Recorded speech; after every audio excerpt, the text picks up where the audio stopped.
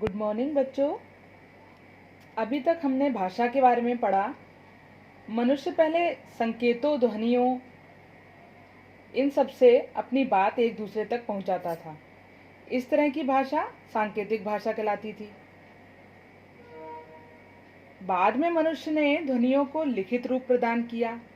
पशु पक्षियों द्वारा बोली गई ध्वनियाँ पशु पक्षियों की बोली कहलाती हैं। भाषा का प्रयोग केवल मनुष्य द्वारा ही किया जाता है। तो हमने अभी तक मौखिक और लिखित भाषा सीखी। अब हम सीखेंगे कि लिपि क्या है। तो संसार में बोली जाने वाली प्रत्येक भाषा को लिखने के लिए कुछ चिन्ह निश्चित किए गए हैं। इन्हीं को लिपि कहते हैं।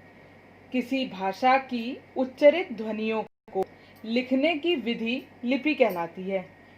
जो हम लिखते हैं लिखित भाषा में, तो उसमें कुछ चिन्ह हैं जिसकी वजह से हम पहचानते हैं कि ये हिंदी भाषा है। ठीक है, जो लिखने का तरीका है हिंदी भाषा का, वो लिपि से ही पहचाना जाता है। जैसे यहाँ हिंदी, संस्कृत, मराठी और नेपाली, इन सभी की लिपि जो है वो देवनागरी कहलाती है। उर्दू भाषा जो है वो फारसी लिपि है, उसकी लिपि फारसी है। इसी तरह पंजाबी जो है भाषा, उसकी लिपि गुरुमुखी है।